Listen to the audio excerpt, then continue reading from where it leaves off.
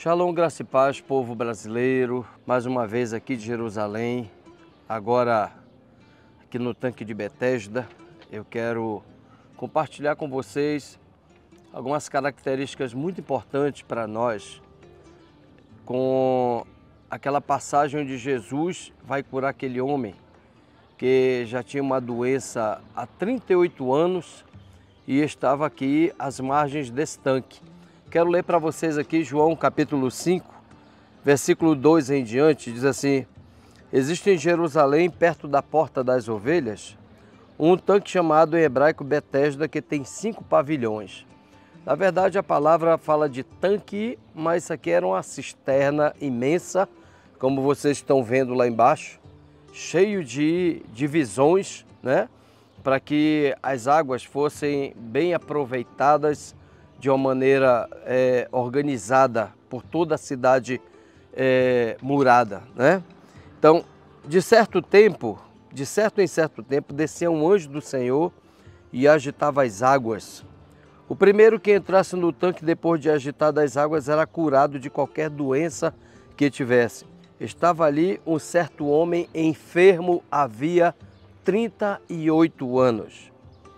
Quando Jesus o viu deitado e sabendo que estava assim havia muito tempo, perguntou-lhe: queres ser curado? O homem enfermo queixou-se: Senhor, não tenho ninguém que me ponha no tanque quando a água é agitada, pois enquanto estou indo, desce outro antes de mim. Ordenou-lhe Jesus: levanta-te, apanha o teu leito e anda.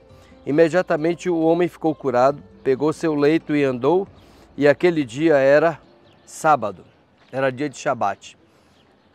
Eu quero aqui trazer algumas meditações muito importantes a respeito dessa passagem de Jesus com esse homem. Em primeiro lugar,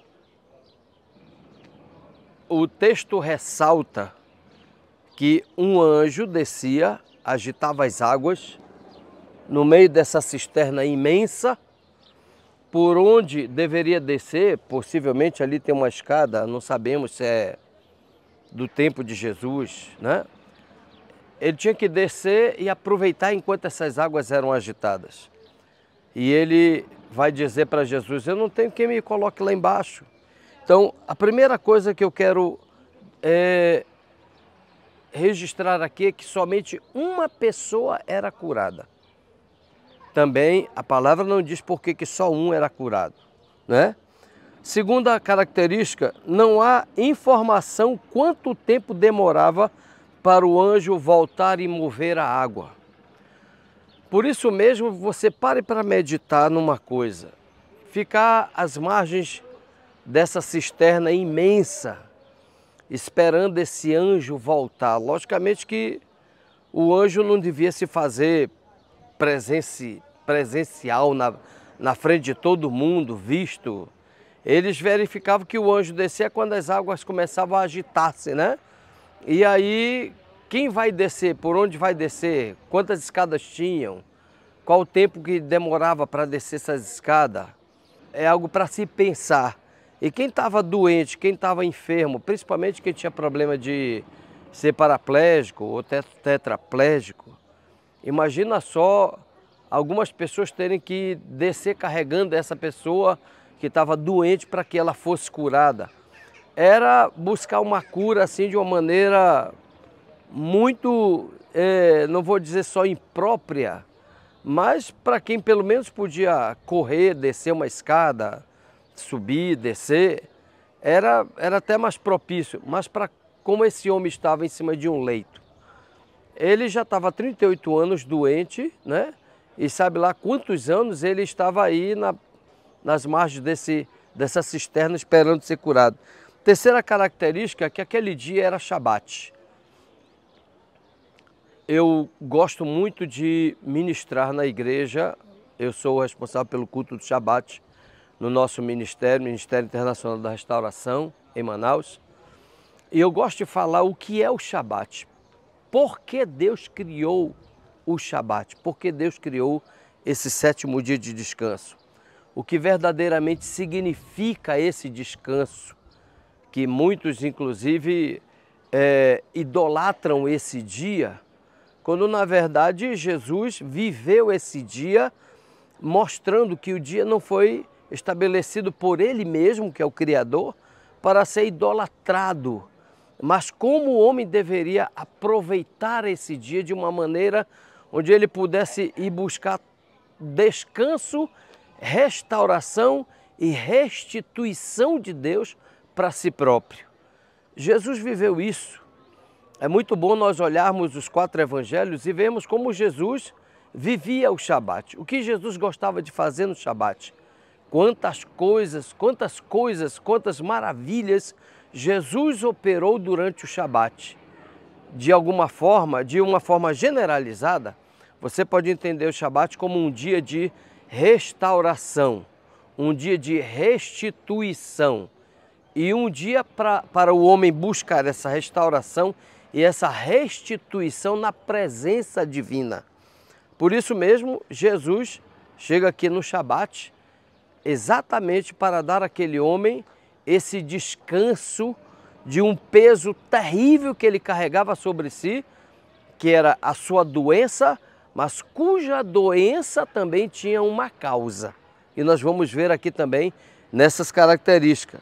A quarta característica que eu quero trazer aqui para você é que o pecado que adoeceu aquele homem, está no versículo 14 do capítulo 5, o havia prostrado ao ponto de viver sempre esperando pelos outros. Jesus vai mencionar no versículo 14, dizendo assim, olha, não volta a pecar de novo para que não te suceda coisa pior.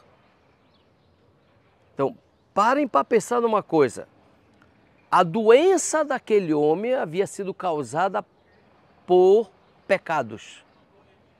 E Jesus vai adverti-lo depois de curar, dizendo, não voltes a pecar de novo, não volta para que não te suceda coisa pior. Aqui nós vamos lembrar quando Jesus diz assim, olha que um demônio, quando ele sai de uma casa, quando ele sai da vida de uma pessoa, ele anda por lugares áridos e depois de um tempo ele volta de novo para ver se aquela casa tá protegida, se ela está habitada.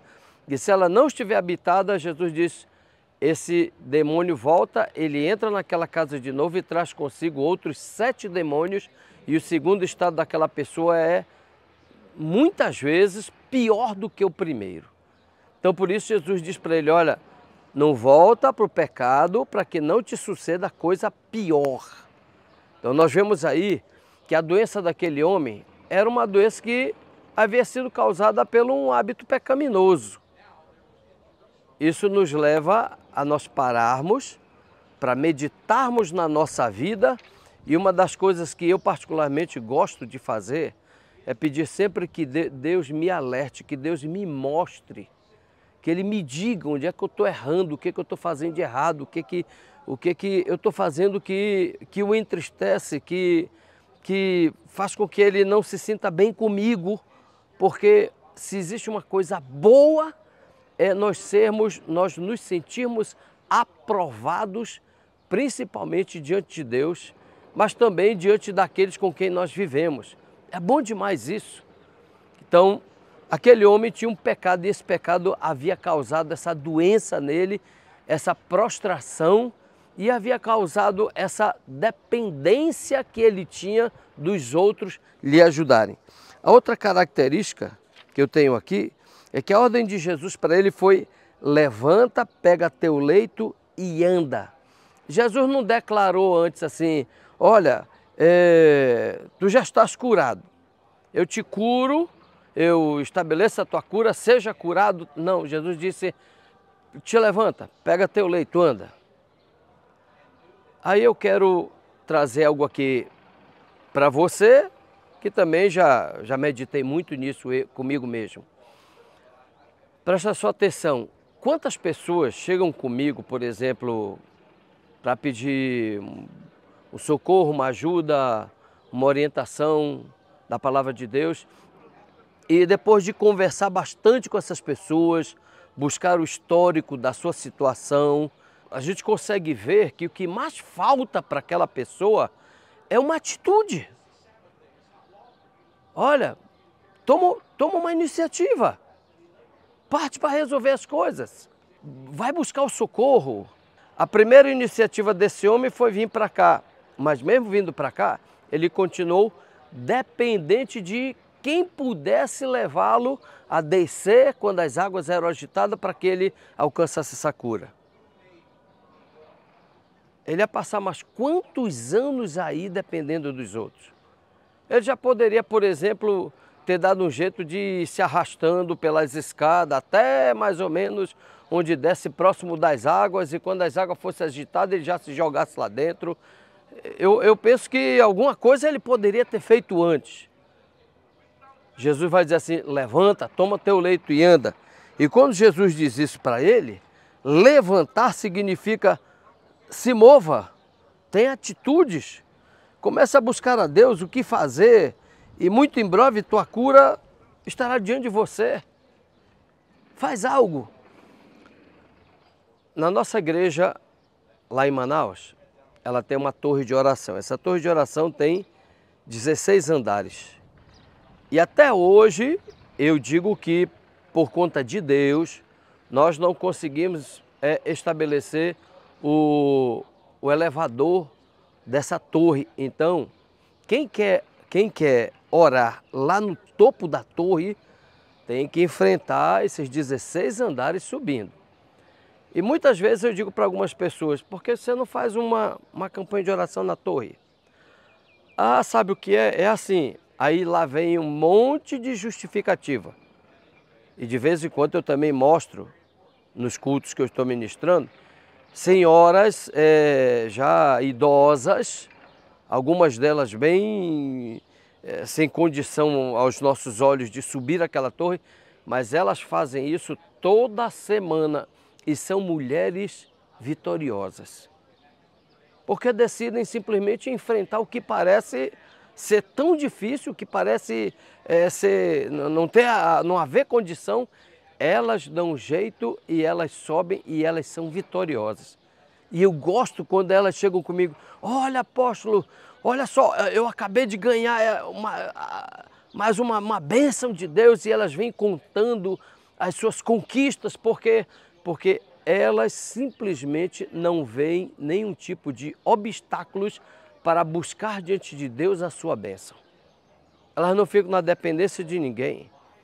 Elas não ficam esperando que alguém se mova para fazer as coisas por elas. Elas simplesmente tomam orientação e partem para buscar a Deus. Há outros casos de pessoas que a gente fala assim, fulano, faz uma campanha de jejum e oração. Mas sabe o que é, pastor? É porque é assim, eu não consigo jejuar porque, tá bom, então faz uma campanha de oração pela madrugada. Já teve pessoas que eu orientei fazer uma campanha de oração pela madrugada, ela disse que não podia acordar de madrugada porque ela tinha um sono muito pesado e tal. Falei, meu irmão, então vai carregar a tua cruz até o dia que Deus quiser. Então, são situações que nós precisamos fazer algo para mostrar para Deus que verdadeiramente nós queremos aquela bênção. Então, quando Jesus diz, levanta, toma o teu leito e anda. Então, levantar significa te move, tem atitudes, comece a buscar a Deus. Como nós falamos um pouco no nosso linguajar, na nossa cidade, pague um preço. Pagar um preço significa te desafia a tomar atitudes que te parecem difíceis, mas faça isso. Se lembre de que Jesus, quando fala daquela viúva que ela precisava de algo, e ela precisava que um juiz julgasse a causa dela, e o juiz não julgava, e ela insistiu, até que o juiz disse, olha, para que essa viúva não me importune mais, vou julgar logo a causa dela e vou dar logo a causa dela.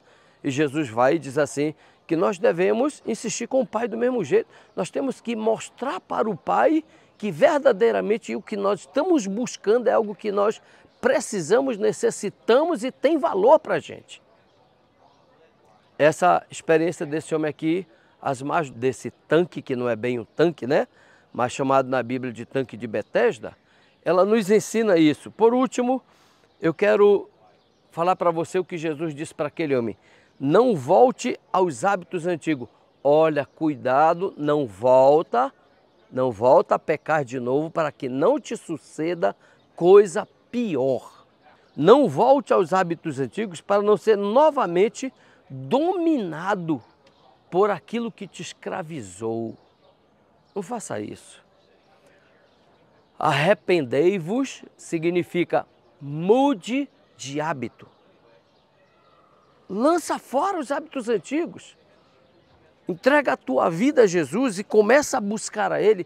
E aquilo que você enfrenta de mais difícil na sua vida de largar, confessa para Ele, diz para Ele: Senhor, eu tenho um hábito X que tem me dominado ao longo dos anos, eu luto para vencê-lo, não estou conseguindo, me socorra, me ajude.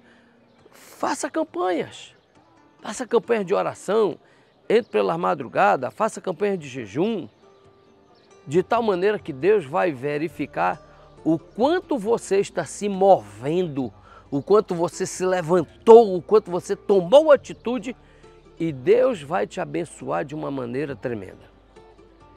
Hoje aqui das margens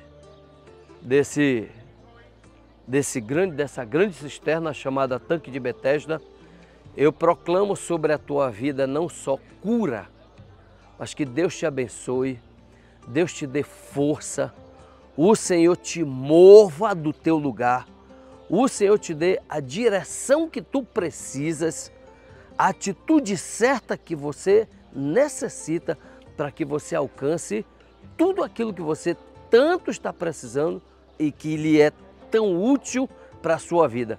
Deus sabe disso e Deus vai te abençoar. Aqui direto de Jerusalém, eu te abençoo em nome de Yeshua HaMashiach, em nome de Jesus Cristo Messias. Eu te abençoo e declaro a tua bênção, o teu milagre, a tua cura, em nome de Jesus. Amém? Graça e paz. Deus seja contigo.